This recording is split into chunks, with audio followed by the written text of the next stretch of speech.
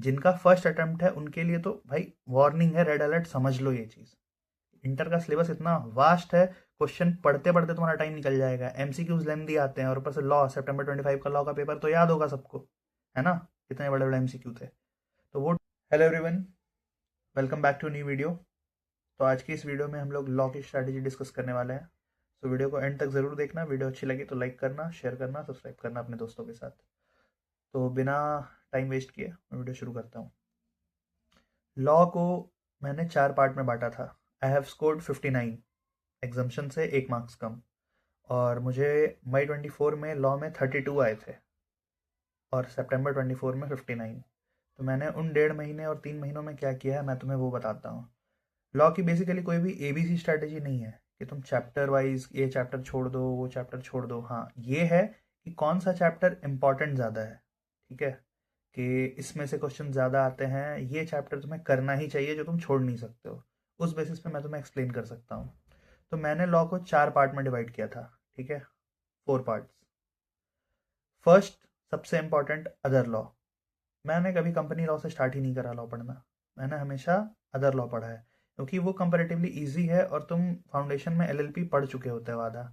ऐसा नहीं है कि सिर्फ फाउंडेशन वाला ही पार्ट है, नया पार्ट भी है, बट वो तुम्हें एक एज देता है कि तुम फाउंडेशन में वो चीज़ पढ़ चुके हो। तो तुम्हें अदर लॉ से स्टार्ट करना चाहिए। सबसे पहले तुम्हें LLP और फेमा, ये दोनों करना चाहिए। सारे क्वेश्चंस, सारे लिमिट्स, सारे रेट्स तुम्हें याद करना चाहिए। ईजी है, हार्ड नहीं है। पेपर पे लिख कर तुम याद करोगे तो फेमा के लिमिट्स ईजी है, कैपिटल ट्रांजेक्शन, करंट ट्रांजेक्शन वगैरह। उसके बाद तुम्हें करना चाहिए जनरल क्लॉजेज एक्ट, GCA।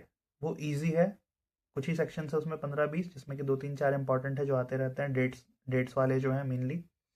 उसके बाद है interpretation of statutes. I know उसकी लैंग्वेज बहुत टफ है, पर तुम बार बार जिस टीचर से तुमने पढ़ा है उनकी रिवीजन वीडियो देखो, बार बार समझो तो तुम्हें याद हो जाएगा। इतना हार्ड नहीं है, लैंग्वेज हार्ड है, बट तुम बार बार देखोगे तो तुम्हें वो याद हो जाएगा।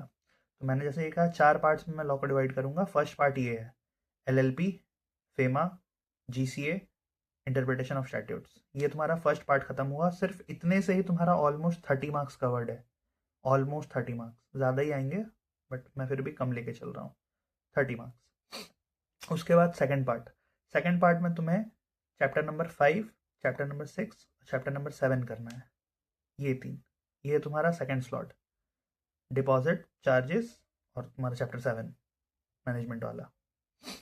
ये हो गया सेकंड पार्ट। ये तीनों इसलिए इंपॉर्टेंट है क्योंकि चैप्टर 5 और 6 छोटे छोटे हैं, और उसमें से क्वेश्चंस आ रहे हैं ज़्यादा।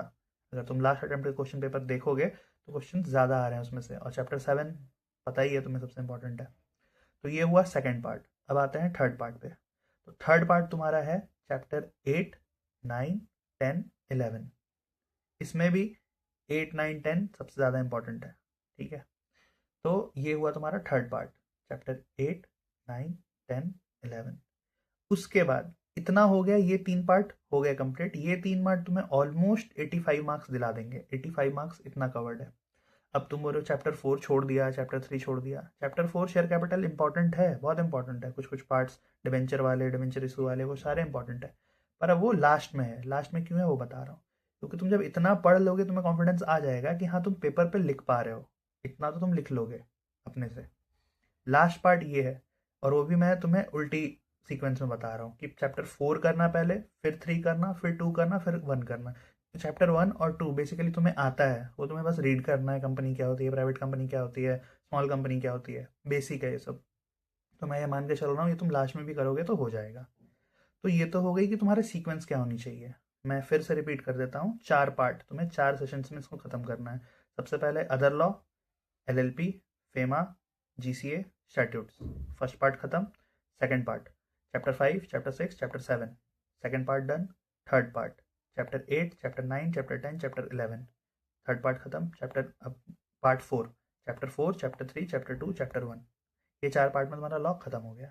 ये तो हो गई पढ़ने की बात। Now we are discussing strategy. तो अब 20 डेज है, मैं सिर्फ दिसंबर को ही लेके चल रहा हूँ क्योंकि जनवरी के जो 8 से पेपर है, तो तुम 7 दिन रिवाइज ही करोगे। तो लास्ट के 20 डेज में तुम्हें क्या करना चाहिए, और मैंने क्या किया जिससे मेरा मार्क्स 32 से 59 हुआ है। कोई सीक्रेट टेक्निक कुछ भी नहीं है, फालतू बकवास नहीं करता मैं मेरी वीडियो में। Simple sober technique, written practice. तुम्हें जो चैप्टर जितना रिवाइज किया है, अब तुम्हें लाइक चैप्टर याद करने की जरूरत नहीं है क्योंकि उतना टाइम है नहीं। रिवाइज करो, बार बार पढ़ो, बार बार पढ़ो। पर अगर तुम 10 बार पढ़ के 2 बार लिख रहे हो तो मेरी बात मानो, एक बार मेरी बात मानो, एग्जाम के बाद तुम खुद बोलोगे कि ये होता है। तुम 5 बार ही पढ़ो, 5 ही बार पढ़ो और 5 बार लिखो क्वेश्चन उस चैप्टर के। तुम्हें जहां से भी क्वेश्चन मिल रहे हैं, आरटीपी है, एमटीपी है, यार मई 24 से सितंबर 25 तक 5 अटेम्प्ट हो गए। 5 अटेम्प्ट की आरटीपी एमटीपी, दो आते हैं एमटीपी, पीवाईक्यू, इतना ही कर लोगे तो तुम्हारे ऑल वैरायटी के क्वेश्चंस ऑलमोस्ट हो जाएगा प्रैक्टिस तुमसे। तो अब क्वेश्चंस लिख कर प्रैक्टिस करो। 3 पार्ट में आंसर लिखते हैं ना। अब तुम लोग कैसे लिखते हो मुझे नहीं पता। मैंने अपना आंसर 3 पार्ट में डिवाइड किया था। पहला पार्ट था हमेशा कि प्रोविजन क्या है क्वेश्चन में, दूसरा क्वेश्चन में क्या पूछा है, तीसरा कंक्लूजन। कोई फालतू बात नहीं। 3 पैरा 3 3 लाइन में मैं सब निपटा देता था। मेरा कोई भी आंसर लॉ में 1 पेज के ऊपर का कभी नहीं गया है। 1 पेज, या you are listening right, 1 page front वाला, बस उतना ही लिखता हूँ मैं, उतना ही प्रिसाइज है। बट हाँ, प्रोविजन ज़्यादा लंबे हैं, बड़े हैं, तुम्हें डिटेल ज़्यादा लिखना है तो तुम्हें लिखना पड़ेगा। मेरा हो जाता है तो मैं छोटा छोटा भी लिखता हूँ। तो ये है। तो फाइनल और like most important strategy law के लिए यही है। चैप्टर पढ़ो, रिवीजन वीडियो देखो सबसे पहले। रिवीजन वीडियो से तुरंत तुम रिकॉल कर सकते हो कॉन्सेप्ट। स्पीड में देखना चाहो देख लो, 1.5x मैक्स, उससे ऊपर नहीं। रिवीजन देख लो, अपने नोट्स पलट लो, पढ़ लो, खुद से रीड करो, फिर क्वेश्चन ले आओ, क्वेश्चन लिखो हाथों से। जितना दफ़ा तुम क्वेश्चन लिखोगे उतना तुम्हारा कॉन्फिडेंस बढ़ेगा कि हाँ, हाथ एग्जाम चल रहा है, हाथ में हाथ चल रही है एग्जाम में तुम्हारे। वरना होगा कि एग्जाम में तुम ब्लैंक हो जाओगे भाई। और मैंने हर वीडियो में बोला है, 100 नंबर का पेपर लिखना हलवा नहीं है सी इंटर के एग्जाम में। ठीक है, फाउंडेशन में हो जाता होगा, इंटर में नहीं है 100 मार्क्स का पेपर अटेम्प्ट करके आना। और उसमें भी तब जब 30 मार्क्स का एमसीक्यू है। जिनका फर्स्ट अटेम्प्ट है उनके लिए तो भाई वार्निंग है, रेड अलर्ट, समझ लो ये चीज़। इंटर का सिलेबस इतना वास्ट है, क्वेश्चन पढ़ते पढ़ते तुम्हारा टाइम निकल जाएगा। एमसीक्यूज लेंथी आते हैं और ऊपर से लॉ, सितंबर 25 का लॉ का पेपर तो याद होगा सबको, है ना, कितने बड़े बड़े एमसीक्यू थे। तो वो टैकल तुम तभी कर पाओगे जब तुम्हारे दिमाग को, तुम्हारे हाथ को प्रैक्टिस होगी जल्दी पढ़ने की, जल्दी समझने की, जल्दी लिखने की। तो वो चीज़ करो, मैं बार बार बोल रहा हूँ। ठीक है, फिलहाल मैं वीडियो को अब ज़्यादा खींचूंगा नहीं।